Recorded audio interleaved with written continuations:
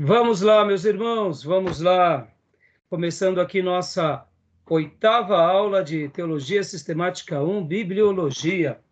Graça e paz mais uma vez. Graça e paz. Graça e paz. Amém.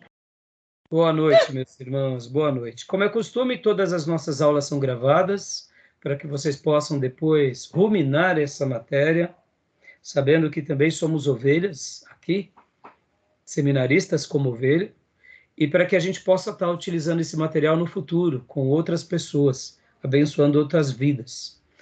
Então, hoje, irmãos, estamos na nossa penúltima aula. Teremos hoje a 8ª aula e a 9ª aula. E logo depois da 9ª aula, eu estarei passando para vocês a prova, tá bom?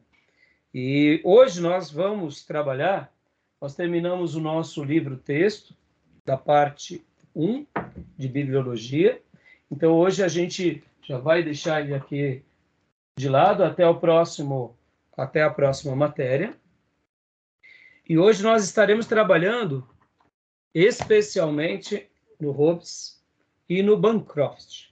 Então, hoje nós estaremos trabalhando aqui numa parte que eu separei para vocês, da página 8 ao 11, do Hobbes, e do Bancroft, da página 1 à página 17. E na 9ª aula, que é a última aula, nós estaremos trabalhando, de fato, sobre o livro do Langston e o Erickson. Então, na terça-feira, eu estarei me dedicando exclusivamente a esse material.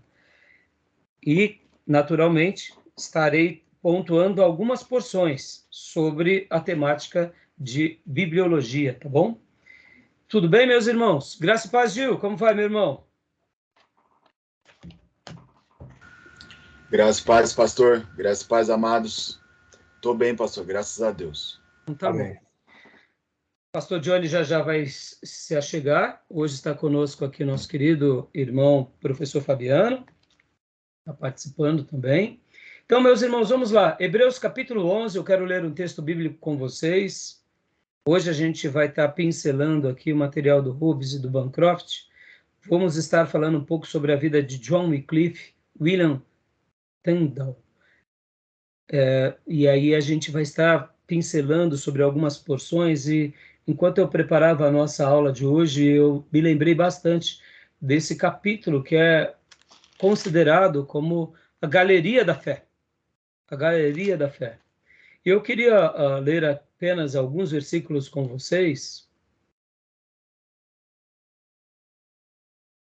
que seria o versículo de número 13 de Hebreus 11. E depois eu quero também ler com vocês versículos de número 32 ao 34. Então, versículos de número 13. Alguém pode ler para nós? Hebreus 11 fala sobre a fé, aquele clássico capítulo que fala sobre a fé, sobre a importância da fé, e sem fé é impossível agradarmos a Deus, porque quem se aproxima de Deus tem que crer que Ele existe. Logo, sem fé não tem como prosseguirmos diante de Deus. E, ao mesmo tempo, a fé, ela é a certeza daquilo que esperamos e a prova, a convicção daquilo que não vemos. Em outras palavras, é literalmente depositar todo o nosso coração, todas as nossas faculdades, a esse Deus invisível, mas real, mais presente do que tudo, mas ao mesmo tempo invisível. Então, fé é isso, é crer nele, esperar por ele, caminhar sabendo que ele contempla as nossas vidas, e nós, de uma forma inteligente, seguimos a sua revelação. Não é porque temos fé que não somos inteligentes. Aliás, para mim, ter fé é exercitar uma faculdade que poucos apenas exercitam, que é o mundo metafísico, invisível. Einstein, por exemplo, ele dizia com muita frequência que uma das maiores características dele era exercitar a sua imaginação. Os gregos exercitavam a sua imaginação. Inclusive, as questões metafísicas foram muito bem desenvolvidas pelos gregos. E a fé do povo judeu, e principalmente do povo cristão, nada mais é do que crer no quê? No invisível. Crer naquilo que nós, de fato, acreditamos, mas existe. Então, vamos lá, meus irmãos, Hebreus capítulo 11, versículo 13, e depois versículo de número 32 ao 34, tá bom? Quem achou pode ler para nós? Posso ler? Pode ler. Todos esses morreram na fé sem ter recebido as promessas, mas vendo-as de longe e crendo-as e abraçando-as, confessaram que eram estrangeiros e peregrinos na terra. Olha só, eles saúdam, dando uma ideia de... É que nem Moisés fez com Canaã, no monte. Canaã, estou aqui.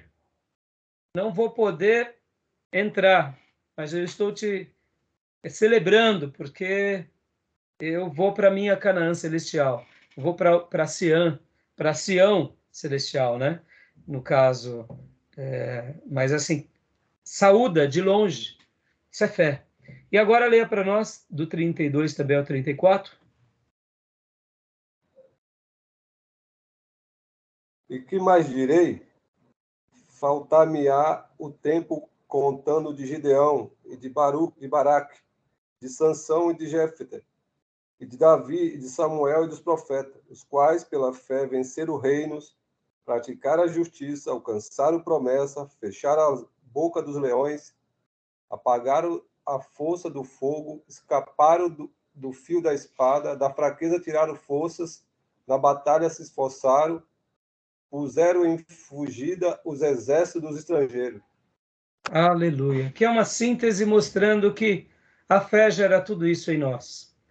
E, irmãos, para eu terminar essa minha abertura, eu quero dizer que no momento em que pegamos a Bíblia Sagrada e acreditamos que ela é a palavra de Deus, nós estamos dizendo para nós mesmos e principalmente para Deus que acreditamos nele e que essa palavra veio dele e por essa razão podemos dizer e afirmar que estamos firmados na fé.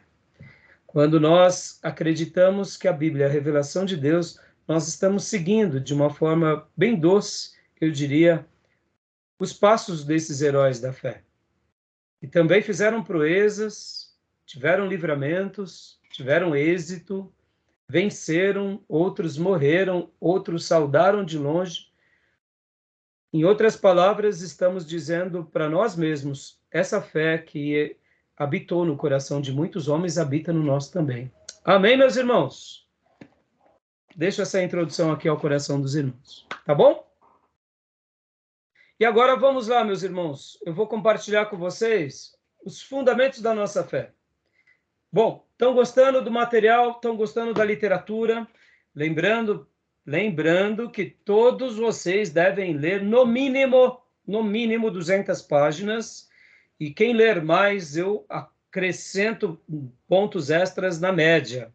E lembrando que no meu critério de avaliação, a leitura do material que é dado vale 4 pontos. A prova vale 3 pontos. E os trabalhos extras valem 3 pontos. Logo, a leitura tem um peso muito mais importante, porque nós somos o povo de um livro, baseados numa revelação sagrada. E se a gente não ler o livro, a gente está perdido. E como é um seminário, a gente tem que ler bastante. Não só a Bíblia, mas ler bons livros. E como esses, que no caso o Hobbes é um desses. E aí, estão gostando do Hobbes? Estão gostando? Então vamos lá. Hoje eu quero compartilhar aqui com vocês algumas partes do Hobbes e a gente vai trabalhar em cima deles. E logo na sequência eu vou para o Bancroft, que também é maravilhoso. Meus irmãos, não subestimem um livro quando ele é, de repente, como é o Hobbes. Se pega um livro como Hobbes, achando que ele é um livro pequeno, porque aqui ele tem 180 páginas, praticamente 170, então é um livro muito pequeno. Mas muitos livros, eles são pequenos, mas eles conseguem transmitir as ideias melhores do que muitos outros livros. Muitas vezes, a síntese de uma ideia, aquele autor passa com tanta propriedade que aquela síntese acaba sendo uma máxima, um profundo conceito. E, na minha opinião, esses materiais que eu passei para vocês são muito bons, inclusive o Hobbes, tá bom? Beleza? Alguém quer fazer algum comentário, de alguma pergunta, de algum acréscimo sobre essa abertura? Ou sobre Não os julgar o livros? livro pela capa, na verdade. É isso aí. Vamos julgar o livro pela capa. Joia. Então vamos lá, meus irmãos. Eu vou compartilhar agora aqui com vocês o material do Hobbes. Deixa eu só abrir aqui. Vou só abrir aqui para vocês e vou compartilhar. Então vamos lá. Como vai, Luiz? Tudo bem, filha? Vamos lá, meus irmãos. Vamos lá. Vou compartilhar aqui. Deixa eu ver a letra. Visualizar. Não, não é esse daqui, não é o outro. Modo de leitura. Vamos lá. Os fundamentos da nossa fé. Joia. Deixa eu só colocar já na parte que eu quero compartilhar com vocês. Eu separei uma porção aqui, irmãos. Tem a introdução dele. Esse compartilhamento ficou muito bom, hein? Ficou diferente dos outros. A letra tá bem visível. Tá bom, né? Consegui pôr num bom tamanho para vocês. Olha lá, nós estamos estudando bibliologia. Pode ver que o Hobbes, ele, como a gente aprendeu, né? Ele vai trabalhar aqui sobre a Bíblia. E olha só, irmãos. Né, a gente já trabalhou um pouco sobre essa parte, já fez alguns acréscimos. Eu queria destacar aqui essa frase. Os crentes precisam ter uma autoridade em matéria de religião. E nós acreditamos que essa autoridade somente vem da Bíblia. No caso, ele falando como um batista, ele defende essa linha. Então, para nós, o que a Bíblia diz é nossa regra de fé e prática. Joia. Então, ele trabalha aqui a Bíblia, o livro inspirado, né?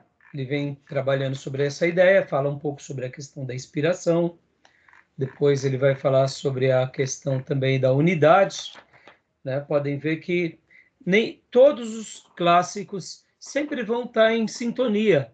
Pastor, por que há essa sintonia? É óbvio, irmãos, é porque, imagine, né? Se o livro ele é um clássico, para nós, dentro da ortodoxia, ele vai pensar parecido conosco. Já pensou se o Hobbes chegasse aqui e na questão da inspiração, falasse assim, essa questão da inspiração não é bem assim, aí pronto, então ele já não estaria em uniformidade.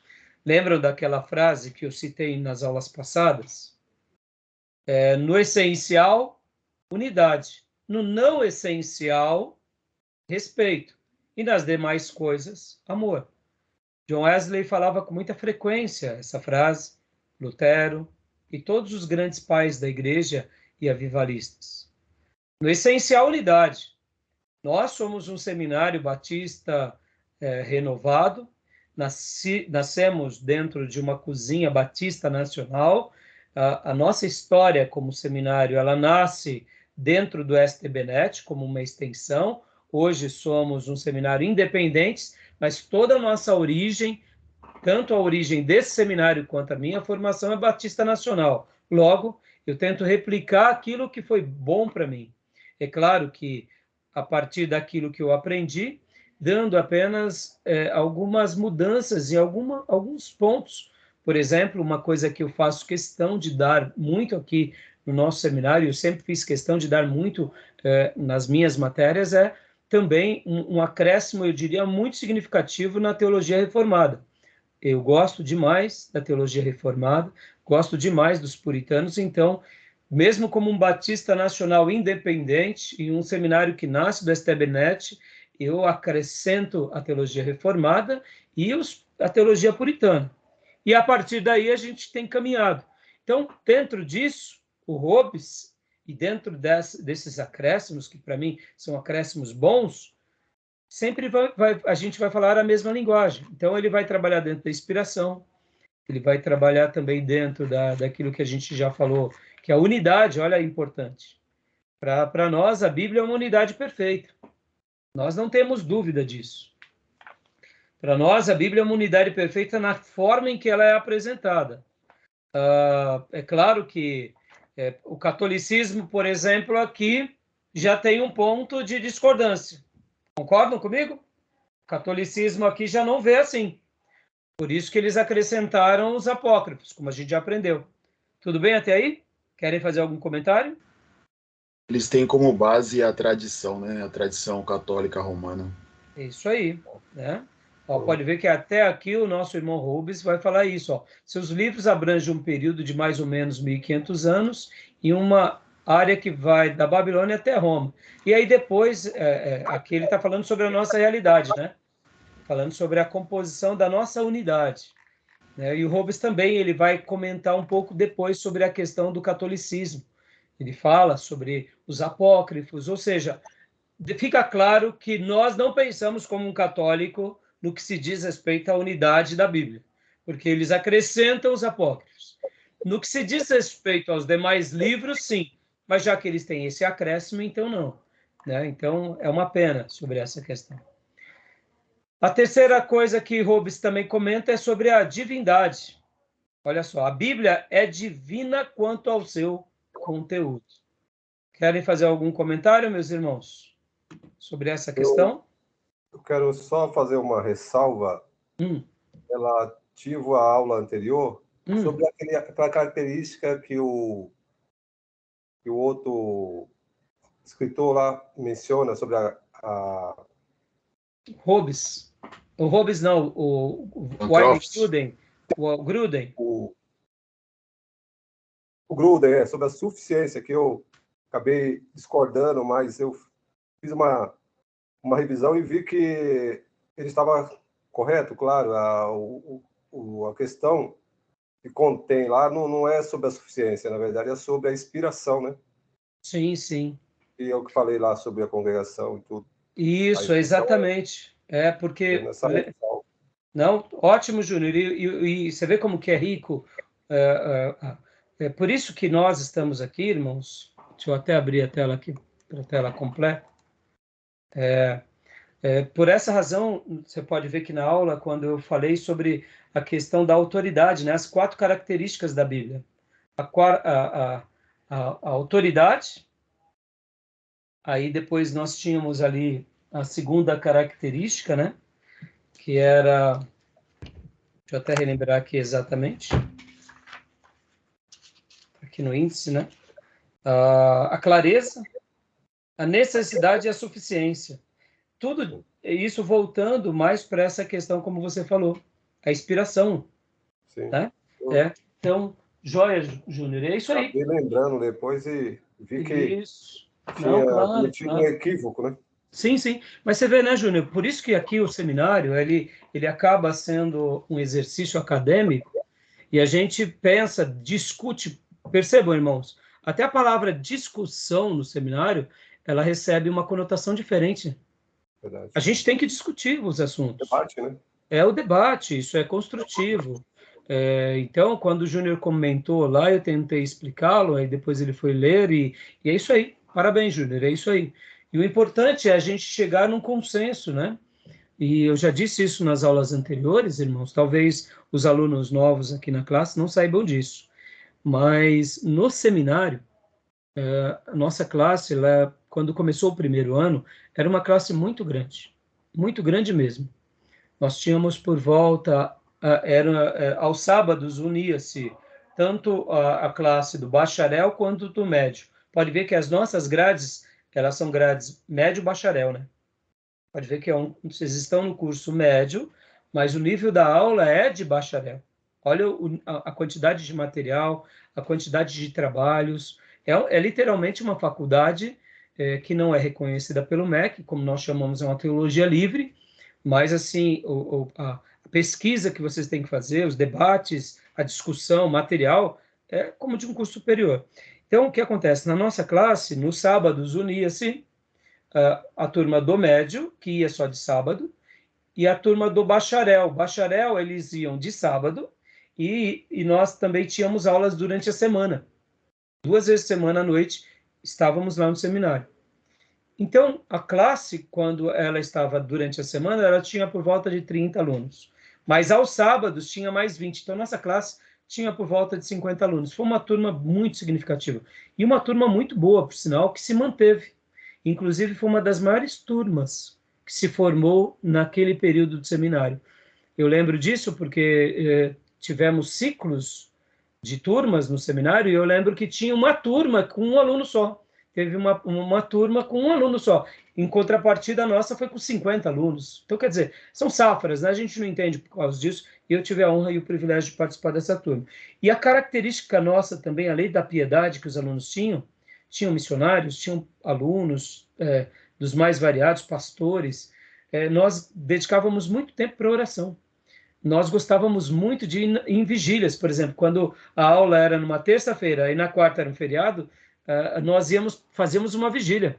Era muito legal. Então, eu acho que também um dos segredos, né, de Deus ter nos dado esse êxito, não só da classe ser grande, mas terminar uma grande turma bem piedosa, foi porque nós regávamos com muita oração as nossas turmas. Me lembro que, muitas vezes, horários de almoço, ficávamos em consagração, no sábado, por exemplo, em oração. Então, era realmente uma turma muito piedosa. Mas o que eu ia dizer, irmãos?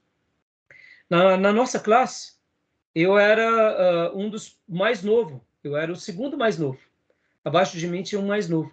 E eu lembro, como hoje, que eu não tinha vergonha nenhuma de levantar as mãos e dizer, professor, não entendi. Aí o pessoal, imaginei, né? Uma classe grande, né? E aí eu lembro que durante a semana sentava do meu lado um japonês, que era um empresário, Walter Giro. E ele dizia assim, Raimundinho, não liga não, porque é um bando de bobo. Tem muita gente que não está entendendo, mas é tudo orgulhoso, e você acaba salvando todo mundo. Então meu apelido era Não Entendi, entendeu? E eu acho que eu aprendi, né, irmãos? Hoje estou dando aula, né? Então, meu irmão, o debate, a discussão, a dúvida, faz parte. Eu falava, professor, não entendi. Quando o professor falava, Raimundo, agora não, senão vai atrasar a aula, no intervalo eu te explico, ou senão depois. Irmãos, cansei de ter aulas nos corredores, e isso faz parte de mim. Eu tenho uma mente muito curiosa. Aliás, eu dedico muito tempo à reflexão e muito tempo aos questionamentos, mas eu procuro ter um questionamento muito respeitoso.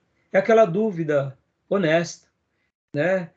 Não permitindo com que nasça incredulidade no meu coração. Não estou dizendo que não possa, eu já não passei por isso, mas eu procuro ter esse momento com muita honestidade. Então, parabéns, Júnior. É isso aí, né? Então, obrigado pela ressalva, viu?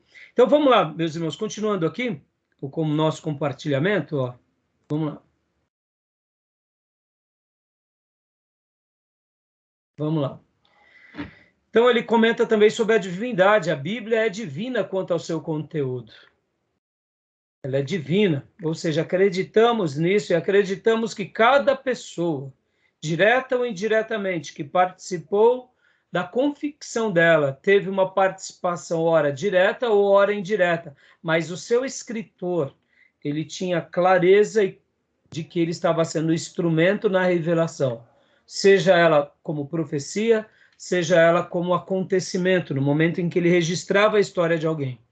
Então, a Bíblia compreende um todo completo, ou seja, ela não é algo simplesmente parcial, ela é completa. Sendo completa, a gente se dá por vencido de que ela, de fato,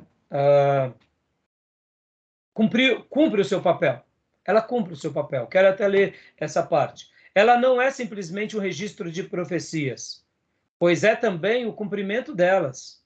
Ou seja, nós não temos só as profecias, nós temos acontecimentos, como, por exemplo, foram os acontecimentos de Esther. Irmãos, quer um episódio dos mais lindos da história do povo judeu, de sobrevivência logo depois do cativeiro babilônico, de preservação, de graça, de socorro divino e de livramento? Coisa linda. O livro de Esther é um livro que nós entendemos que, assim, nós não temos diretamente ela dizendo, olha, eu vou escrever porque Deus está falando comigo, mas quem registra o livro de Esther está, em outras palavras, registrando uma história de um acontecimento literalmente como um cumprimento, de um livramento, de uma intervenção de Deus. Podem ver que muitas histórias de Davi, os acontecimentos de Davi, Davi não sabia que a sua biografia seria, de fato, uma biografia enquanto acontecia, é claro, me entenda o que eu quero dizer. Vamos pegar um episódio, eu gosto muito dessa cena. Quando ele fugia de Absalão, ele estava ali fugindo de Absalão. Ele não estava chegando para um sacerdote, para um cronista e dizendo, registra esse episódio, ó, tira uma selfie minha aqui, ó, registra esse momento. Não tinha esse momento.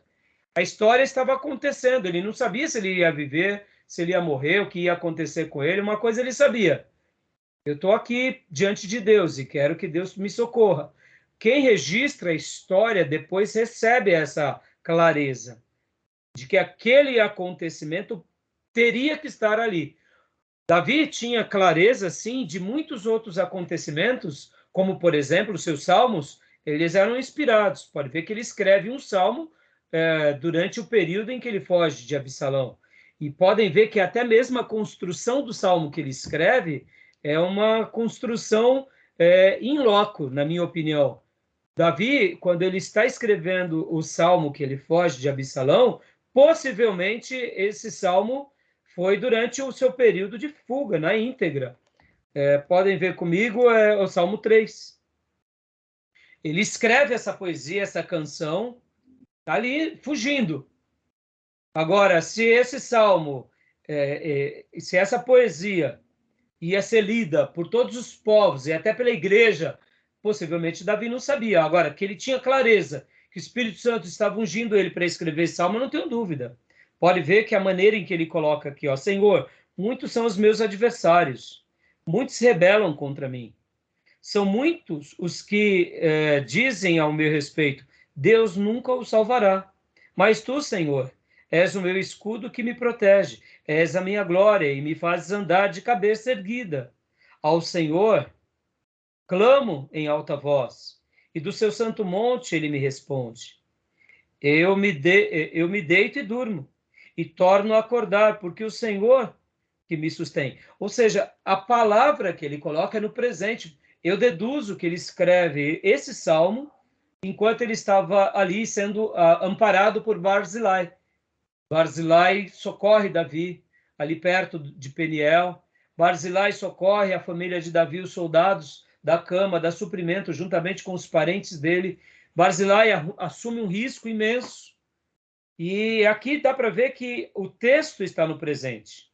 O versículo de número 6, ó, não me assustam os milhares que me cercam. Ou seja, ele sabia que Absalão estava unido agora a todo Israel e estavam perseguindo ele, mas ele estava seguro em Deus.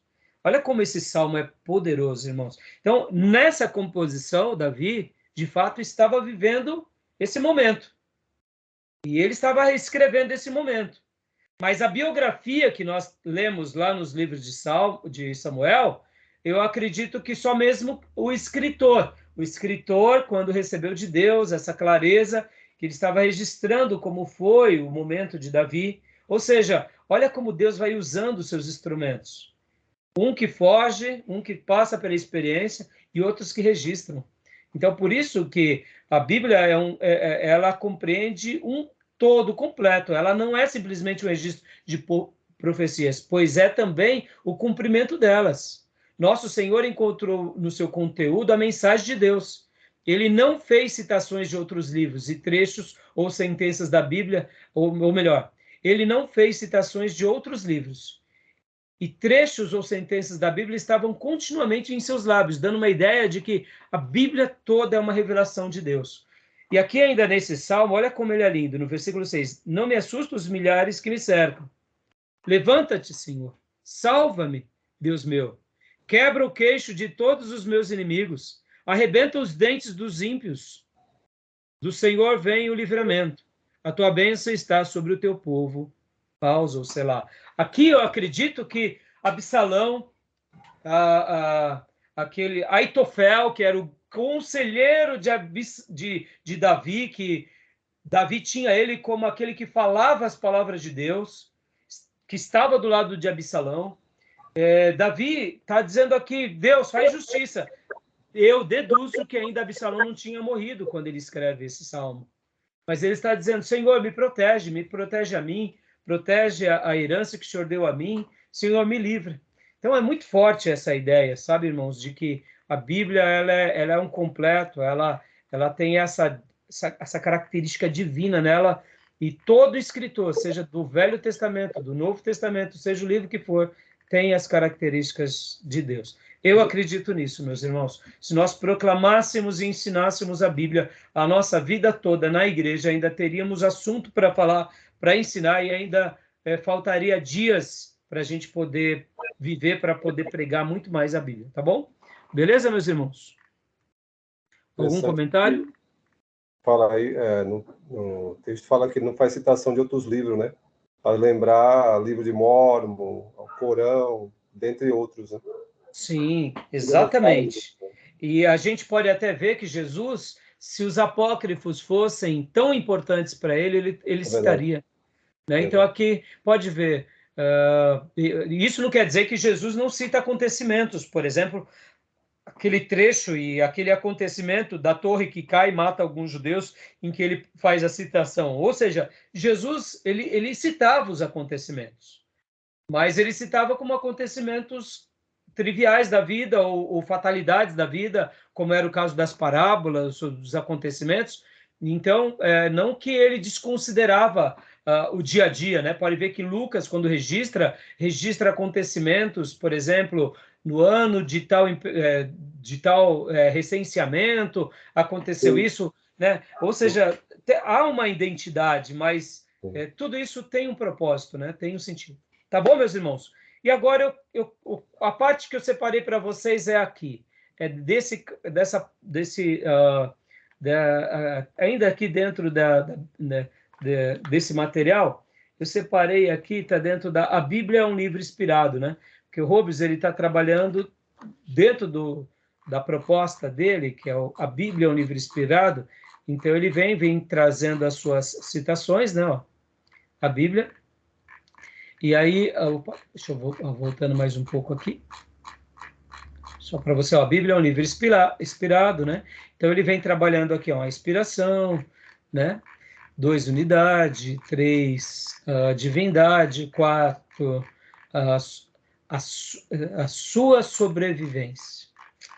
Então eu queria aqui gastar um tempo lendo essa parte, porque, irmãos, essa parte a gente precisa gastar um tempo agora. E eu quero dedicar esse tempo com vocês. Sabe por quê, irmãos? Deixa eu até fazer uma citação aqui para vocês.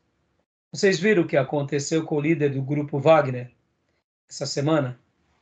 Exatamente anteontem, né?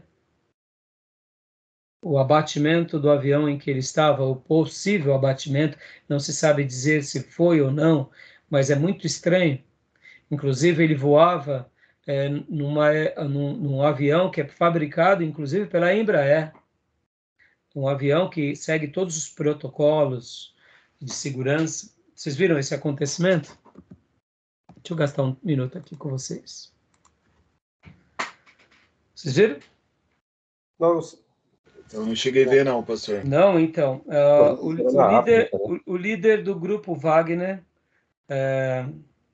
ele tinha, há menos de 2 meses atrás, ele fazia parte da milícia, que nós chamamos, né, até de grupos de mercenários que são contratados pelo exército russo para trabalhar com o russo. Ele teve quase como uma insurreição e, de repente, as coisas se apaziguaram e aí ele foi para uma outra região e ali ele estava sendo resguardado. E agora, inclusive, recentemente, nessa revolta que está tendo no Níger, ele estava fazendo parte da coalizão junto com o general que tirou o presidente do Níger. Então, o que acontece, irmãos? Ontem, tanto ele, o líder do grupo Wagner, quanto o seu auxiliar direto e imediato, anteontem ou ontem, o avião que ele estava caiu. Não se sabe até o momento se foi uma queda, se foi um abatimento ou o que foi. Mas se contam, pelo menos está sendo noticiado, que ele está morto. E o que eu quero dizer com isso, irmãos? O que vai acontecer no nosso mundo daqui em diante? Nós não sabemos. Nós não sabemos o que tudo isso que está acontecendo no mundo, para onde irá. Agora, recentemente, tanto o nosso presidente quanto aqueles líderes que fazem parte do BRICS, eles estão abrindo agora o BRICS para novos aliados. Dentre esses aliados, nós temos a Argentina, que não fazia parte. Nós temos o Egito, que ele é importantíssimo nesse vínculo de união estratégica por causa do Canal de Suez. Nós temos a Arábia Saudita, ou seja, realmente, se a Arábia Saudita entrar no BRICS, nós temos já a China e possivelmente toda essa coalizão liderada pela Índia, ou seja, o que pode acontecer daqui em diante? Nós não sabemos. O que está acontecendo no mundo? Nós não sabemos. A gente está vendo a África agora com 2 blocos. Um bloco em que está unida, ou aparentemente unida com a OTAN, e o outro bloco que está aparentemente ligado à Rússia. Ou seja, é uma situação muito complicada. O que vai acontecer no mundo? Nós não sabemos. Então, essa porção agora, ela vai servir tanto para nós como uma parte acadêmica, para a gente estudar história, mas ela vai servir também como uma parte de inspiração. Por que eu falo uma parte de inspiração? Porque a gente vai ver agora nesse capítulo do Hobbes a sobrevivência. A Bíblia ela é um livro inspirado, sim. Ela é um livro que teve a sua inspiração, a sua unidade, teve ali a sua divindade, mas ela, sobretudo, ela é um livro que sobrevive. Desde quando Deus começou a confeccioná-la, com o seu próprio dedo, escrevendo o Decálogo, os 10 Mandamentos, logo na sequência com Moisés, a história de todo o Velho Testamento e depois a história do Novo Testamento, a história da igreja é uma história muito interessante, onde a Bíblia tentou ser, ou foi alterada, quando eu digo alterada, não simplesmente com os livros canônicos, porque isso acontece no século XVI, mas ela tentou ser alterada no sentido de leitura, tentaram mudar a verdadeira interpretação. Então podem ver que a Bíblia ela sempre passou por uma grande afronta. Desde o começo, a palavra de Deus sempre recebeu afrontas. Eu diria desde o Éden. Não foi diferente na história do povo de Deus, no Velho Testamento e no Novo, e não foi diferente na história da igreja. E hoje? Hoje também não vai ser diferente. E o que nos aguarda daqui em diante? Eu não sei. Mas eu sei de uma coisa, nós, como povo de Deus, como igreja do Deus vivo, precisamos estar muito preparados. Por quê? Porque essa temática da sobrevivência, eu quero agora gastar esse tempo com vocês, porque isso é inspirativo, irmãos. A gente tem que acreditar que aconteça o que acontecer, o autor da Bíblia, que é o Espírito Santo de Deus, vai dar a essa palavra continuidade. E felizes são aqueles que realmente possam defender a palavra, possam pregar a palavra, possam acreditar na palavra, aconteça o que acontecer na história da igreja, na história futura que virá. Porque enquanto nós pensamos no nosso contexto brasileiro, pacífico, isso é muito legal, mas o que virá sobre o mundo daqui em diante? Nós não sabemos. Eu não quero aqui ser apocalíptico, mas uma coisa é certa, irmãos, Jesus está às portas.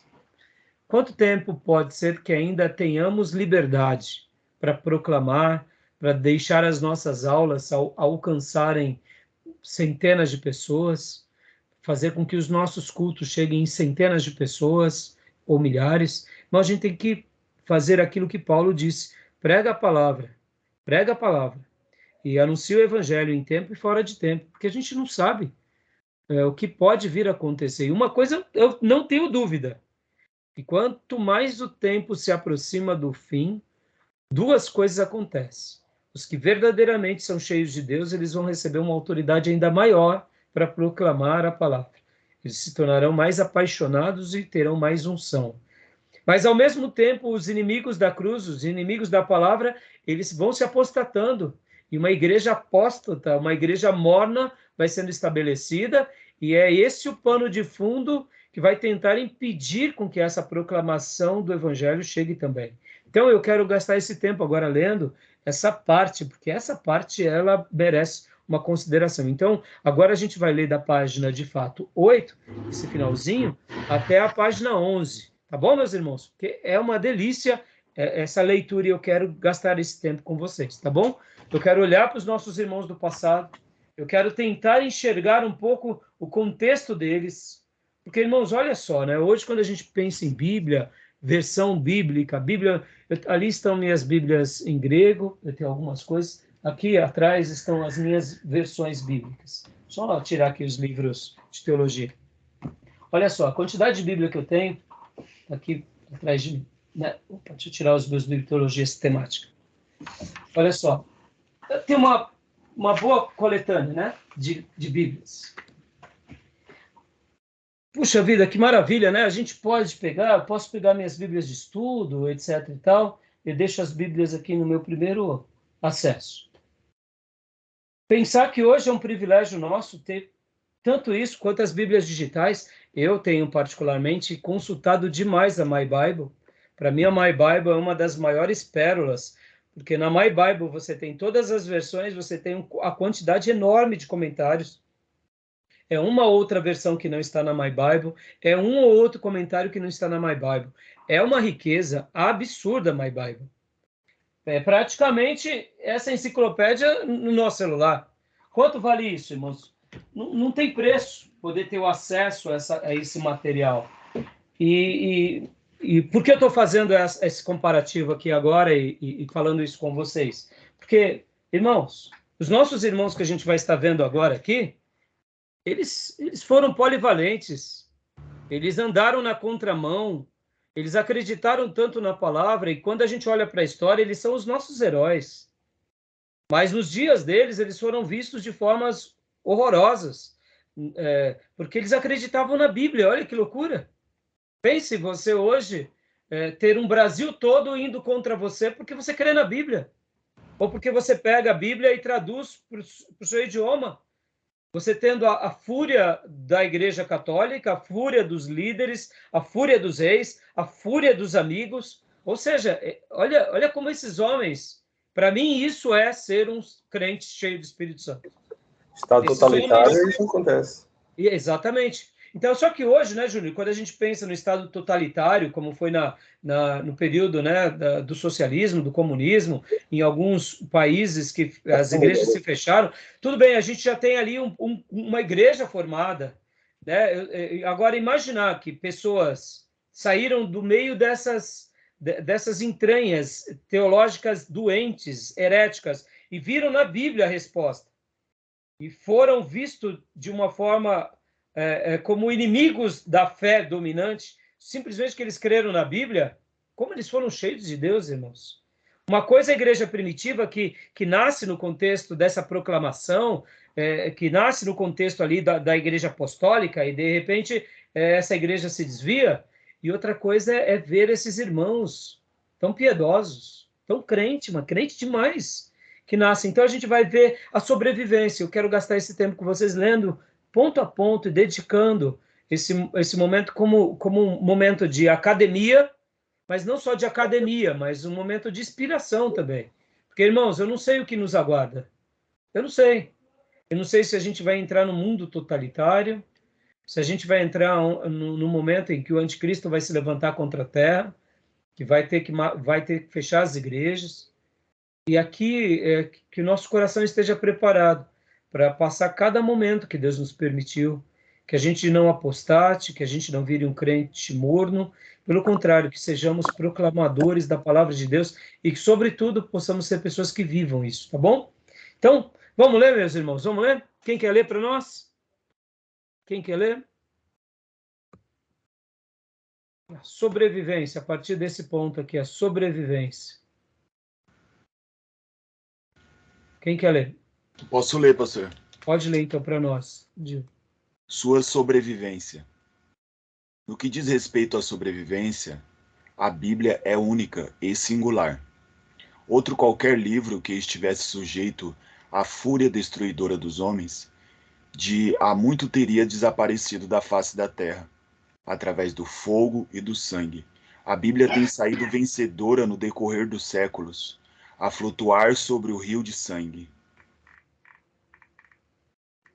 De sangue dos mártires. Deixa eu dar uma pausa aqui, irmãos. Olha que afirmação linda do nosso irmão Robes. Concordam com isso, irmãos? Qualquer outra religião ou qualquer outro livro já não estaria mais aqui. Mas ela conseguiu passar por tantas atrocidades e acontecimentos e mortes que prevaleceu. Lindo essa frase, não? Pode continuar lendo para nós? É um verdadeiro milagre, né, pastor? E é isso que eu quero destacar. Nós seguramos na mão um livro que é um livro que foi confeccionado por Deus. Ele é divino. Ele já em si é um milagre. Como diz Hebreu, a palavra de Deus ela é viva e eficaz e ela sobrevive. Então, em outras palavras, esse milagre nos atingiu. E esse milagre continua nos alimentando. Esse milagre continua nos afirmando. As igrejas estão de pé, não é porque o pastor é competente, prega bem, é porque o milagre tem nos atingido diariamente.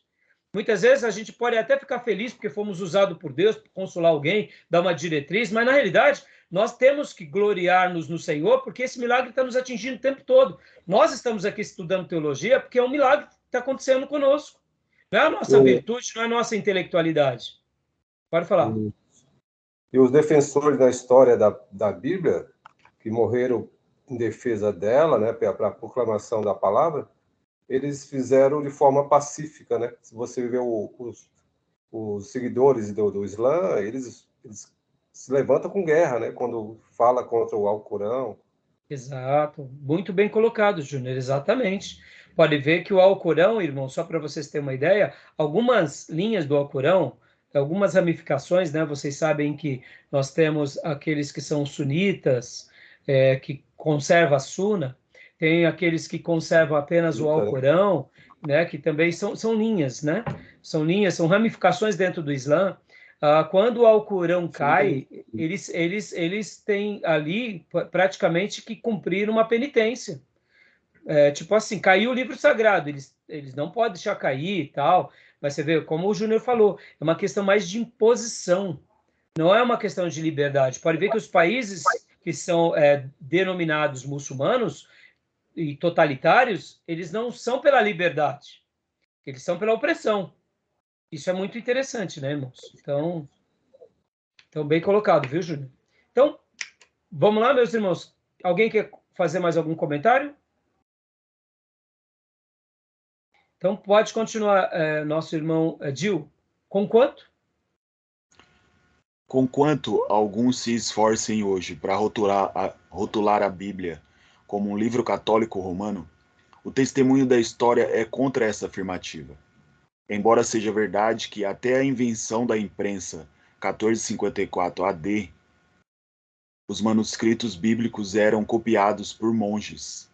É pura verdade também que os governos católicos romanos da Europa tudo fizeram para destruir a Bíblia. Governos europeus controlados por igrejas do Estado seguiram essa política de suspensão da Bíblia. Não poucas histórias e novelas, muito sensacionalmente, nos falam das contínuas lutas para se colocar a Bíblia nas mãos do povo em geral.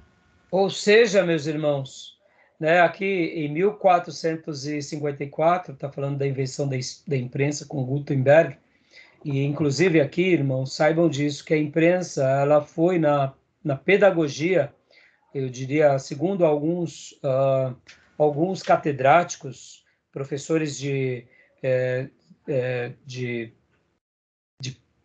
pedagogia, um dos reitores da Universidade de Coimbra dizia que a pedagogia ela tem três ondas. Ela teve três grandes revoluções. A primeira grande revolução na pedagogia foi quando o ser humano começa a escrever, seja a língua cuneiforme, ou seja, qualquer outro tipo a descoberta da escrita. Essa foi a primeira revolução no que se diz respeito à pedagogia, porque você pôde perpetuar o conhecimento e passar esse conhecimento para outra geração. Só que vocês sabem disso, que antigamente, para você ter livros e aprender a ler ou escrever, era a faculdade de poucos. Então, essa é a primeira grande revolução na pedagogia, segundo o reitor da Universidade de Coimbra. A segunda grande revolução na pedagogia foi com Gutenberg, porque com a imprensa você populariza o conhecimento. Agora, aquilo que alguns eruditos, ou monastérios, ou grupos tinham acesso, agora você passa para muitos. E segundo esse mesmo reitor da Universidade de Coimbra, a grande e a terceira maior revolução de todas é o conhecimento tecnológico.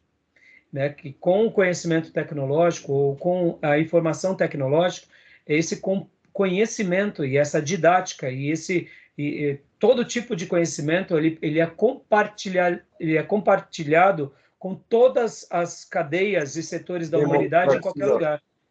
Oi? Democratizou, né?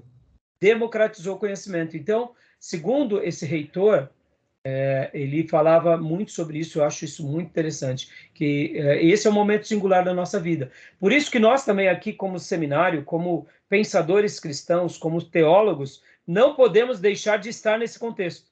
É importante que a gente esteja nesse contexto. Por quê, irmãos? Assim como as porcarias, as heresias, as maldades, as atrocidades, a internet maligna por parte daquela dark web, que são os grupos macabros, eles estão aí, a gente tem que levar a palavra de Deus para todos, porque essa aula, por exemplo, ela pode estar chegando numa tribo indígena. Ela pode estar chegando e alguém pode estar armazenando, e mesmo que amanhã se levante o anticristo, mesmo que amanhã chegue aí alguma coisa maligna e macabra, alguém que guardou essa informação ali no pendrive vai poder usufruir dessa aula, ou seja, por vídeo, seja por aula, por áudio, né? Então, assim como também todo o material que a internet compartilha. Então, isso é uma riqueza inenarrável e a gente não pode deixar de fazer com que a nossa igreja tenha essa proeminência e assim também os nossos centros de estudo, principalmente aonde o quê? Principalmente quando a gente tem a Bíblia como grande livro para todas essas pessoas, né? Então, podem ver que muitos... Como? Liberdade de expressão e liberdade catedrática, né? Isso, a gente não pode deixar. Pode ver que muitos governos tentaram suprimir a Bíblia, tentaram aniquilar, porque, querendo ou não, ela é libertadora. A palavra de Deus é libertadora. E governos opressores, governos totalitários não gostam da Bíblia, porque ela nos ensina a pensar, ela nos ensina a argumentar, ela nos ensina a ser livre. Então, ela é uma afronta na sua essência contra esse sistema opressor, né? Mas, vejam bem, ela chegou, ela foi avante, né? Pode continuar, Gil? Mais essa parte, por gentileza. Por muitos séculos, a Bíblia escrita... Opa, desculpa. A Bíblia escrita... Por muitos séculos, a Bíblia, escrita unicamente em latim, foi livro escondido e fechado para todos, exceto para clérigos e para a classe culta de certos países. Dá uma pausa aqui. Aqui o autor está fazendo uma denúncia, porque já que o Império Romano se tornou um império cristão, a Bíblia em latim, que era a língua falada principalmente por Roma e pela Itália, a Bíblia deveria ser compartilhada para todos e não ficar só com um grupo fechado, né? Se tratando que o cristianismo se tornou religião oficial no Império Romano com Constantino, né? Então, pode continuar, tio? Um pequeno grupo, é isso mesmo, um pequeno grupo lutou e trabalhou com afinco para tirar a Bíblia das mãos dos clérigos e colocá-la no alcance do homem comum. Relembramos 2 incidentes. Para tratamento mais vasto deste assunto, veja... Aí tem aqui ele está falando sobre isso, né? Estudos do Novo Testamento de Robertson. Então, você vê que ele faz uma citação, olha, quer saber mais sobre isso? Vai lá. Agora, olha só. Então, aí ele mostra sobre esse assunto, como que houve grupos que tentaram fazer isso. Irmãos, mas vamos imaginar, eu fiz a questão de mostrar aqui as minhas Bíblias, parte do meu escritório para vocês, porque hoje é um privilégio. Se na antiguidade muitos tivessem esse privilégio, pelo amor de Deus, dizem que Lutero, irmãos, ele ficava dias afinco lendo a Bíblia e nem comer ele comia, jejuava. De tamanha era a gratidão que ele tinha pela palavra de Deus e como a palavra de Deus fez diferença na vida dele. E quando ele começou a estudar a Bíblia e ali fazer as suas teses e estudar os originais, ele lia muito a Bíblia. Então, a gente não tem noção de que esses grupos pequenos que lutaram contra aquele império dominante. Lembrando que os monastérios eram praticamente as faculdades dos dias e que a corte, geralmente, os imperadores e os grandes líderes tinham acesso a essa informação. Fora disso, ninguém poderia ter acesso às informações e eles faziam uma peneira do que poderia ser lido, do que poderia ser estudado e o que não era para ser lido e estudado. Ou seja, então esse grupo pequeno que lutou e trabalhou com afinco para tirar a Bíblia das mãos dos clérigos, sofreram muito, irmãos. Sofreram e, como diz, né, a frase, comeram o pão que o diabo amassou. Hoje, para a gente ler a Bíblia, basta você querer ter a Bíblia e ler. Naqueles dias, não, você não tinha nem a Bíblia, você tinha em latim. Então, se você quisesse ler a Bíblia, você primeiro conhecia em latim. Aí, tá bom, você conheceu em latim. Aí, se quisesse conhecer mais a Bíblia, você tinha que ler ela nos originais. Você tinha que conhecer os originais. Você tinha que conhecer o grego e o hebraico e o aramaico. Ou seja, olha a complexidade, irmãos. Era muito grande, entendeu? Então, agora, ele faz a citação aqui de Robertson. E agora a gente vai aqui para 2 histórias lapidares. Leia para nós, Júnior, por favor, aqui, ó, a contribuição de John Wycliffe. A contribuição de John Wycliffe consistiu na primeira tradução do latim para a linguagem popular. Recebeu tal contribuição fortíssima oposição das autoridades constituídas, tanto religiosa como civis. Tal obra se tornou... Deixa eu só dar um ponto aqui, Júnior, só um segundo, por gentileza. Deixa eu só pegar uma data aqui para compartilhar com vocês. Olha só, irmãos, eu peguei aqui pela Wikipédia, só para vocês terem uma noção, olha a data que a gente está falando aqui, do período em que Wycliffe viveu, só para vocês terem uma ideia. Deixa eu mudar a tela aqui. Isso daqui são informações da Wikipédia, mas depois, nos nossos outros livros, nós temos essas informações também. Só para compartilhar aqui com vocês, ó. Aqui, ó. John Wycliffe. 1328 a 31 de dezembro de 1384. Nós estamos falando aqui antes da reforma, tá, irmãos? Ó, foi professor da Universidade de Oxford, teólogo e reformador religioso inglês, considerado precursor das reformas religiosas que sacudiram a Europa nos séculos XV e XVI, ou seja, a reforma protestante. Trabalhou na primeira tradução da Bíblia para o idioma inglês, que ficou conhecida como a Bíblia de Wycliffe. Irmãos, imagina como esse camarada foi notável, entendeu? Foi notável, porque aqui ele andou na contramão. Nós temos que lembrar que a Inglaterra aqui, a Europa aqui, pode ver que, olha, ele foi professor da Universidade de Oxford. Então, ele, na realidade, não foi... A gente tem que lembrar que até esse momento aqui, ainda a Inglaterra, ela era o quê? Católica. O rei era católico. A reforma vai acontecer, e somente depois da reforma que a Inglaterra, o Reino Unido, assume o protestantismo. Então, a gente está falando aqui de um irmão, ou seja, de um reformador, um pré-reformador. Então, percebe, irmãos, quando Lutero ele consegue realmente ter êxito, outros homens também tiveram êxito. Eu poderia citar aqui outros, né, como Savonarola, John Hus, que foram antes deles, inclusive. Mas, assim, então, assim, a gente vê grandes homens de Deus. A gente só está citando eles aqui porque o livro-texto vai fazer uma abordagem, então, só para que vocês tenham conhecimento, tá bom? Joia? Beleza, meus irmãos? Querem fazer algum comentário? Não, John Hus morreu antes, foi bem antes dele. Morreu bem antes dele. Exatamente. Bem antes dele. Tá bom? Ô, pastor. Oi, filho. Ô, pastor, levando em consideração que os tempos que nós estamos vivendo, tempos tecnológicos, onde as informações, elas fluem de uma forma impressionante, né? Elas se disseminam de uma forma tão rápida e alcançam tantos lugares, tantas pessoas. Talvez o maior desafio da Bíblia ficou lá atrás, quando não tinha a escrita, a invenção da imprensa lá em 1454. Será que o maior desafio da Bíblia ficou no passado?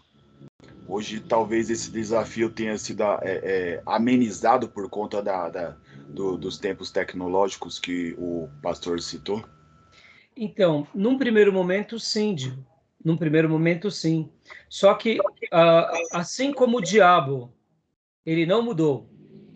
E ele tenta, de uma forma sempre aproveitando o coração do homem, naqueles enganos do momento em que cada ser humano vive. Pode ver, no Éden, ele usou a serpente para anular a palavra de Deus. No período que nós chamamos de Idade Média, ele usou corações de homens religiosos e imperadores para distanciar e tentar alterar a palavra de Deus.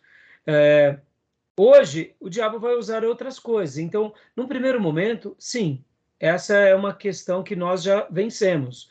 Mas o que acontece, o que a gente tem que lembrar, que, por exemplo, vamos pegar aqui só um ponto, né?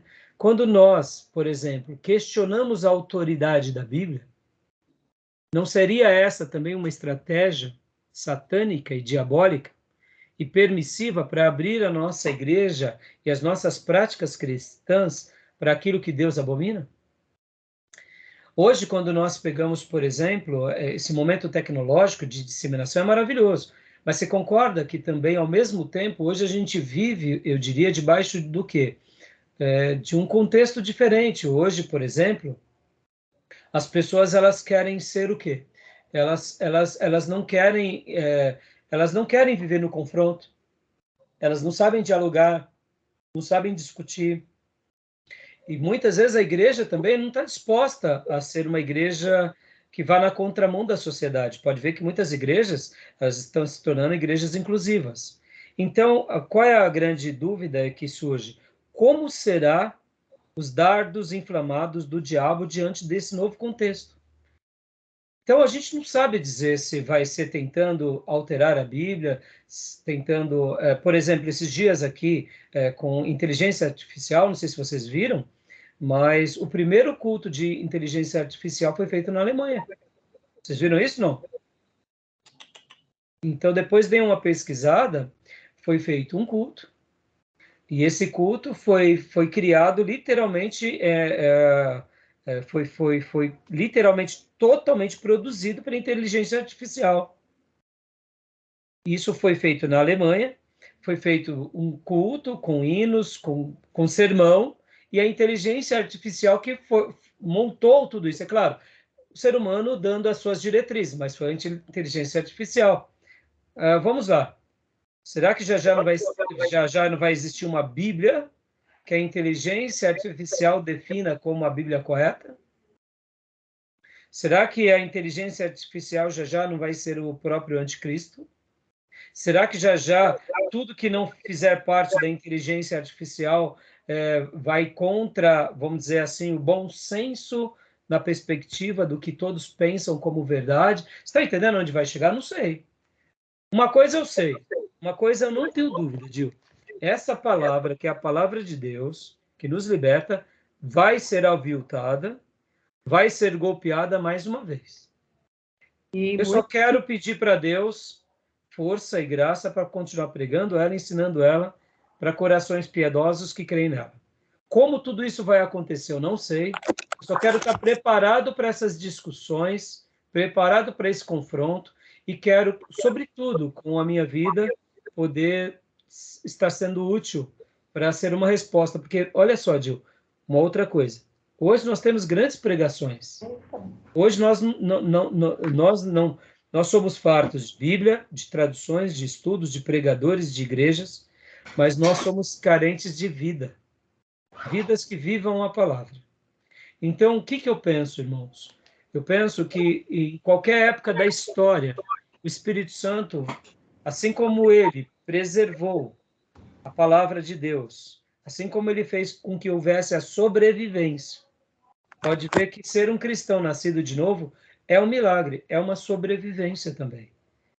Porque podem ver hoje, temos pregadores dos mais maravilhosos, oradores dos mais esplêndidos, mas quando a gente vai ver a vida deles, são marajás da fé, são pregadores que pregam, mas não vivem.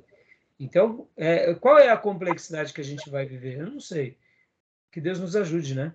Porque, assim, as perguntas são as mais diversas, e as respostas, eu espero poder, quem sabe, que a gente esteja vivo e que a gente esteja sendo achado, como diz o escritor de Timóteo, né?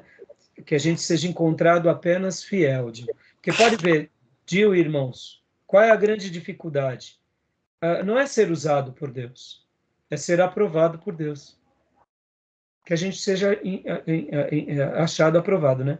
Diga, minha irmã, você ia fazer um comentário? Então faça o comentário para a gente terminar aqui essa sessão, né?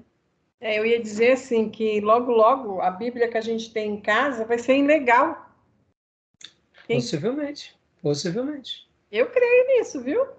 Eu creio que logo, logo, a gente não vai poder ter. Quem não, por exemplo, quem não leu ainda a Bíblia, né, que não tem guardado, assim, que nem eu tenho problema de gravar, mas eu leio, porque eu sei que a hora que eu preciso, o Espírito Santo de Deus vai me lembrar daquilo que eu li, porque eu coloquei aqui aquilo, né? Não tem como ele fazer você recordar se você não ouviu a voz, né?